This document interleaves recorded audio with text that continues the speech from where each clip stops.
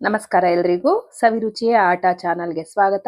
ಇವತ್ತಿನ recipe veg pulao. ತುಂಬಾ simple ಆಗಿ ಒಂದು ವೆಜ್ ಪುಲಾವ್ನ ಬೆಳಗ್ಗೆ ತಿಂಡಿಗಾಗಿರ್ಬೋದು, ಮಧ್ಯಾಹ್ನ ಲಂಚ್ ಬಾಕ್ಸ್ಗಾಗಿರ್ಬೋದು, ರಾತ್ರಿ ಊಟಕ್ಕೂ ಕೂಡ ಮಾಡ್ಕೋಬಹುದು. ತುಂಬಾನೇ ಸಿಂಪಲ್ ಆಗಿ ಮಾಡ್ಕೋಬಹುದು. ಹೇಗ್ ಮಾಡೋದು ಅಂತ ತೋರಿಸ್ಕೊಡ್ತೀನಿ. ಅದಕ್ಕೂ ಮೊದಲು ಯಾರಾದ್ರೂ ನನ್ನ ಚಾನಲ್ ಸಬ್ಸ್ಕ್ರೈಬ್ ಮಾಡದೆ ನೋಡ್ತಾ ಇದ್ರೆ ಹಾಗೆ ಸಬ್ಸ್ಕ್ರೈಬ್ ಆಗ್ಬಿಡಿ. ತುಂಬಾ ಸಿಂಪಲ್ ಆಗಿ ಮಾಡ್ಬೋದು. ಎಣ್ಣೆ ಕೂಡ ಜಾಸ್ತಿ ಬಳಸ್ಕೊಳ್ಳೋದು ಬೇಡ.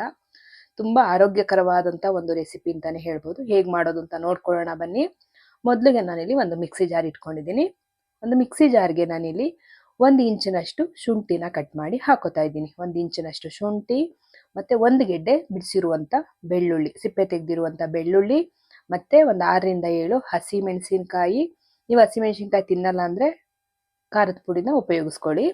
ಮತ್ತೆ 1 ಇಡಿಯಷ್ಟು ಪುದೀನ ಸೊಪ್ಪನ್ನ ತಗೊಂಡಿದ್ದೀನಿ.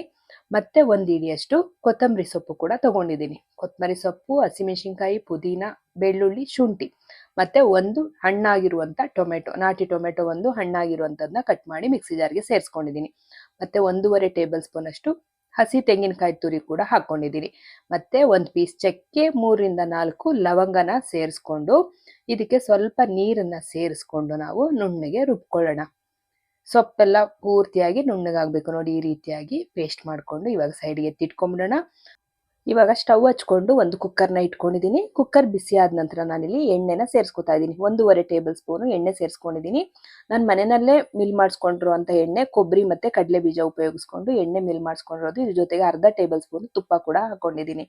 ತುಪ್ಪ ಹಾಕೊಂಡ್ಮೇಲೆ ಸ್ಪೈಸಸ್, ಚಕ್ಕೆ, ಲವಂಗ ಎಲ್ಲ ನಾನು ರುಬ್ಕೊಂಡಿರೋದ್ರಿಂದ ಮರಾಠಿ ಮಗ್ಗು, ಏಲಕ್ಕಿ ಕಾಯಿ, ಪಲಾವ್ ಎಲೆ, ಸ್ಟಾರ್ ಹೂವು, ಇದನ್ನೆಲ್ಲದನ್ನು ನಾನು ಒಗ್ಗರಣೆಗೆ ಹಾಕೊಂಡು ಜೊತೆಗೆ 1 ಇಡಿಯಷ್ಟು ಸಾಂಬಾರ್ ಈರುಳ್ಳಿನ ನಾನು ಇವತ್ತು ಸೇರಿಸ್ಕೊಂಡಿದ್ದೀನಿ. ರುಚಿ ತುಂಬಾನೇ ಚೆನ್ನಾಗಿರುತ್ತೆ. ಸಾಂಬಾರ್ ಈರುಳ್ಳಿನ ಹಾಕೊಂಡಿದ್ದೀನಿ. ಇದು ಸ್ವಲ್ಪ ಫ್ರೈ ಆಗ್ತಿದ್ದಾಗೆ ನಾವಿಲ್ಲಿ ರುಬ್ಕೊಂಡಿದ್ದಂತ ಮಸಾಲ, ಏನ್ ನಾವು ಗ್ರೀನ್ ಮಸಾಲ ರುಬ್ಬಿಟ್ಕೊಂಡಿದೀವಿ, ಮಸಾಲೆನ ಸೇರಿಸ್ಕೊಂಡ್ಬಿಡೋಣ ಒಗ್ಗರಣೆಗೆ.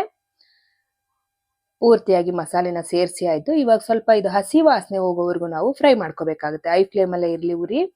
ಇವಾಗ ಸ್ವಲ್ಪ ಹಸಿ ವಾಸನೆ ಹೋಗೋವರೆಗೂ ಚೆನ್ನಾಗಿ ರೀತಿ ಫ್ರೈ ಮಾಡ್ಕೊಂಡು ನೋಡಿ ಕುದೀತಾ ಇದೆ. ಈ ಕುದಿಯುವಾಗ ನಾವಿವಾಗ ತರಕಾರಿಗಳನ್ನ ಹಾಕೊಂಡ್ಬಿಡೋಣ. ಪಲಾವ್ ಮಾಡೋದಕ್ಕೆ ತರಕಾರಿಗಳನ್ನ ಸೇರಿಸ್ಕೊಳ್ಳೋಣ. ಈ ರೀತಿ ಹಸಿ ವಾಸನೆ ಹೋದ್ಮೇಲೆ ನಾನು 1 ಕಪ್ನಷ್ಟು ತೊಗರಿ ಕಾಳನ್ನ ಹಾಕೊಂಡಿದ್ದೀನಿ. ಹಸಿ ತೊಗರಿ ಕಾಳನ್ನ ಹಾಕೊಂಡಿದ್ದೀನಿ. ಸೀಸನ್ ಅಲ್ವಾ, ಸೇರಿಸ್ಕೊಳ್ಳಿ.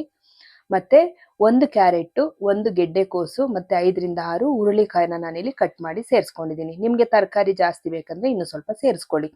ನನ್ಗೆ ಇವಾಗ ಸಾಕು ಇಷ್ಟು ಮಾಡ್ತಿರೋದಕ್ಕೆ, ಅದಕ್ಕೆ ನಾನು ಸ್ವಲ್ಪನೇ ಸೇರಿಸ್ಕೊಂಡಿದ್ದೀನಿ. 1 ಕ್ಯಾರೆಟ್, 1 ಗೆಡ್ಡೆಕೋಸು, ಸ್ವಲ್ಪ ಹುರುಳಿಕಾಯಿನ ಕಟ್ ಮಾಡಿ ಹಾಕೊಂಡಿದ್ದೀನಿ. ಮತ್ತೆ ಇದ್ರ ಜೊತೆಗೆ ಅರ್ಧ ಟೇಬಲ್ ಸ್ಪೂನು ಧನಿಯಾ powder, 1/4 table spoon garam masala ಹಾಕೊಂಡಿದ್ದೀನಿ. ನಾನಿಲ್ಲಿ ಅಚ್ಚ ಖಾರದ ಪುಡಿ ಸೇರಿಸ್ತಾ ಇಲ್ಲ. ಯಾಕೆ ಅಂದ್ರೆ 6ರಿಂದ 7 ಹಸಿಮೆಣಸಿನಕಾಯಿನ ಹಾಕೊಂಡಿದ್ದೀನಿ. ಖಾರ ಅದೇ ಸಾಕಾಗೋಗ್ಬಿಡುತ್ತೆ ನನಗೆ. ನಿಮಗೆ ಖಾರ ನೋಡ್ಕೊಂಡು ನೀವು ಯಾವ ಥರ ಮೆಣಸಿನಕಾಯಿ ಹಾಕೋತೀರ ನೋಡ್ಕೊಂಡು ಖಾರ ಸೇರಿಸ್ಕೊಳ್ಳಿ. ಬೇಕಂದ್ರೆ ಅಚ್ಚ ಖಾರದ ಪುಡಿ ಸೇರಿಸ್ಕೊಳ್ಳಿ.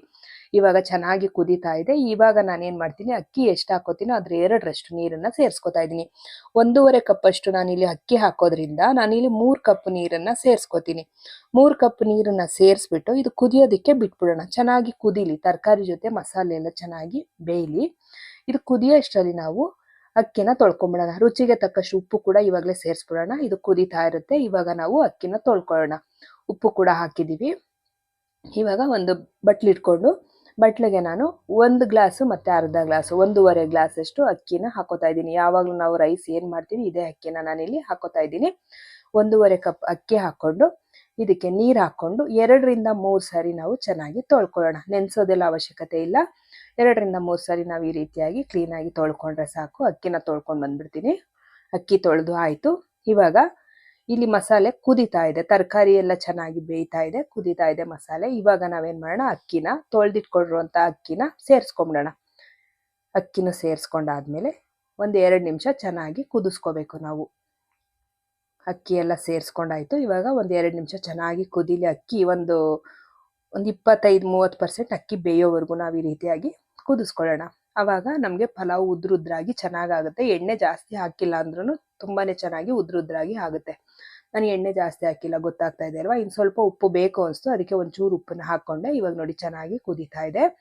ಇವಾಗ ನಾವೇನು ಮಾಡೋಣ, ಒಂದ್ಸರಿ ಚೆನ್ನಾಗಿ ತಿರುಗಿಸ್ಬಿಟ್ಟು ಉಪ್ಪು ಖಾರ ಎಲ್ಲ ಕರೆಕ್ಟಾಗಿದೆಯಾ ಅಂತ ನೋಡ್ಕೊಳ್ಳಿ. ನಿಮ್ಗೆ ಅನುಮಾನ ಇದ್ದರೆ, ಡೌಟ್ ಇದ್ದರೆ ಒಂದ್ಸರಿ ನೋಡ್ಕೊಂಬಿಡಿ ಉಪ್ಪು ಖಾರ ಎಲ್ಲ ಕರೆಕ್ಟಾಗಿದೆಯಾ ಅಂತ. ಈ ಹಂತದಲ್ಲಿ ನಾವು ಚೆನ್ನಾಗಿ ತಿರುಗಿಸ್ಬಿಟ್ಟು ಕುಕ್ಕರ್ ಮುಚ್ಚಳನ ಮುಚ್ಕೊಂಬಿಡೋಣ. ಕುಕ್ಕರ್ ಮುಚ್ಚಳ ಮುಚ್ಬಿಟ್ಟು ನಾವಿಲ್ಲಿ ಒಂದು ವಿಷಲ್ ಬರೋವರೆಗೂ ಬಿಡೋಣ. ನಾನು ಈ ಸ್ಟವ್ ಕುಕ್ಕರ್ ಮುಚ್ಚಳ ಹಾಕೋಕ್ಕಾಗಿಲ್ಲ, ಅದರಿಂದ ಆಫ್ ಮಾಡ್ಕೊಂಡಿದ್ದೆ. ನೀವು ಸ್ಟವ್ ಆಫ್ ಮಾಡಬೇಡಿ, ಡೈರೆಕ್ಟಾಗಿ ಕುಕ್ಕರ್ ಮುಚ್ಚಳ ಮುಚ್ಚಿಬಿಡಿ.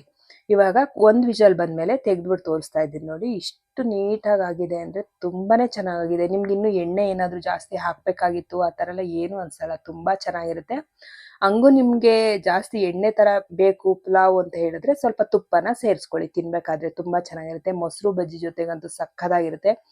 ಸಾಂಬಾರು, ಈರುಳ್ಳಿ, ತೊಗರಿ ಕಾಳು ಎಲ್ಲ ಸಿಗ್ತಾ ಇರುತ್ತಲ್ಲ ಬಾಯಿಗೆ, ತುಂಬಾ ರುಚಿಯಾಗಿರುತ್ತೆ. ಲಂಚ್ ಬಾಕ್ಸ್ಗೂ ಕೂಡ ತುಂಬ ಚೆನ್ನಾಗಿರುತ್ತೆ, ಬೆಳಗಿನ ತಿಂಡಿಗೂ ಕೂಡ ಚೆನ್ನಾಗಿರುತ್ತೆ. ನಿಮ್ಗೆಲ್ರಿಗೂ ಈ ರೆಸಿಪಿ ಇಷ್ಟ ಆಗಿದ್ರೆ ಲೈಕ್ ಮಾಡಿ, ಶೇರ್ ಮಾಡಿ, ಕಮೆಂಟ್ ಮಾಡಿ, ಹಾಗೆ ಸಬ್ಸ್ಕ್ರೈಬ್ ಮಾಡ್ಕೊಳ್ಳಿ. Thank you for watching. Thank you.